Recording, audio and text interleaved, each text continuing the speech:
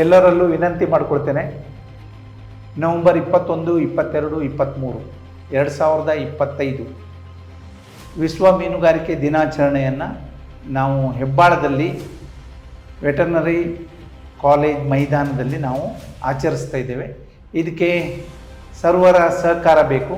ಎಲ್ಲ ಮೀನುಗಾರರು, ಅದಲ್ಲದೆ ಎಲ್ಲ ಮೀನು ತಿನ್ನುವಂಥ ಮೀನು ಪ್ರಿಯರು ಎಲ್ಲರೂ ಸೇರಿ 3 ದಿವಸ ಕಾರ್ಯಕ್ರಮವನ್ನು ಯಶಸ್ವಿ ಮಾಡಬೇಕು ಅಂತೇಳಿ ನಿಮ್ಮಲ್ಲಿ ವಿನಂತಿ ಮಾಡಿಕೊಳ್ತೇನೆ. ಇದು ನವೆಂಬರ್ 21ರಿಂದ 23ರವರೆಗೆ ಬೆಂಗಳೂರಿನ ಹೆಬ್ಬಾಳದ ಪಶುವೈದ್ಯಕೀಯ ಮಹಾವಿದ್ಯಾಲಯದ ಆವರಣದಲ್ಲಿ ಕರ್ನಾಟಕ ಸರ್ಕಾರದ ಮೀನುಗಾರಿಕೆ ಇಲಾಖೆ ಆಯೋಜಿಸಿರುವ ಮೀನುಗಾರಿಕೆ ದಿನಾಚರಣೆ ಹಾಗೂ ಮತ್ಸ್ಯ ಮೇಳಕ್ಕೆ ಮಾನ್ಯ ಮೀನುಗಾರಿಕೆ ಸಚಿವರು ರಾಜ್ಯದ ಜನತೆಗೆ ನೀಡಿದ ಆತ್ಮೀಯ ಆಮಂತ್ರಣ.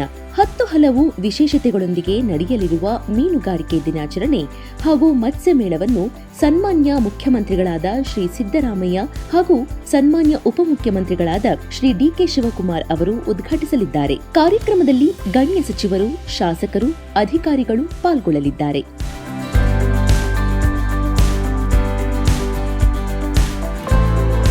ಕರಾವಳಿ ಮೀನುಗಾರರು ಬರ್ತಾರೆ, ಒಳನಾಡು ಮೀನುಗಾರರು ಬರ್ತಾರೆ.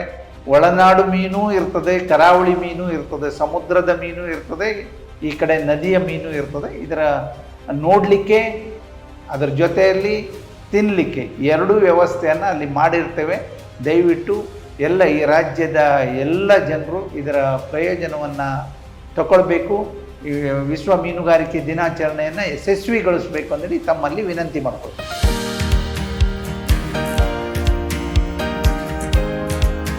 10 ಹಲವು ವಿಶೇಷತೆಗಳ ಮತ್ಸ್ಯ ಮೇಳ.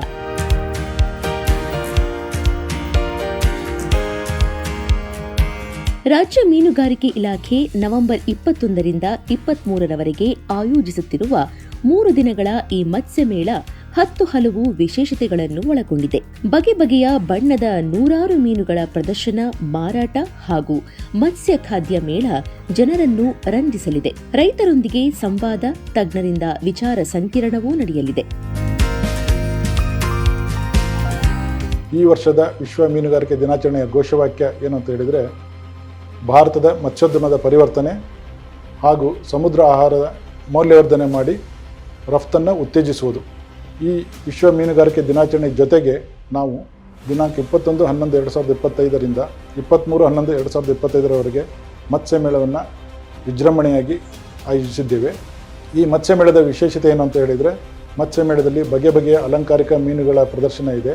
ಹಾಗೆ ಇಲಾಖೆಯಿಂದ ಸಿಗುವ ಯೋಜನೆಗಳ ಬಗ್ಗೆ ಮಾಹಿತಿ ನೀಡಲಿದ್ದೇವೆ.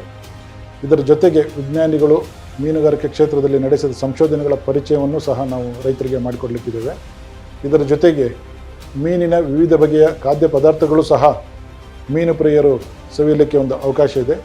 ಸಂಜೆ ಹೊತ್ತಿನಲ್ಲಿ ನಾವು ಸಾಂಸ್ಕೃತಿಕ ಕಾರ್ಯಕ್ರಮಗಳನ್ನು ಸಹ ಏರ್ಪಡಿಸಿದ್ದೇವೆ. ಆದುದರಿಂದ ರಾಜ್ಯದ ಸಾರ್ವಜನಿಕರು ಮತ್ತು ಮೀನುಗಾರರು ಈ ಮತ್ಸ್ಯ ಮೇಳಕ್ಕೆ ಭೇಟಿ ನೀಡಿ ಮತ್ಸ್ಯ ಮೇಳದ ಸದುಪಯೋಗ ಪಡಿಸ್ಕೊಳ್ಬೇಕು ಅಂತ ಹೇಳಿ ತಮ್ಮಲ್ಲಿ ಮನವಿ ಮಾಡಿಕೊಳ್ತೇನೆ.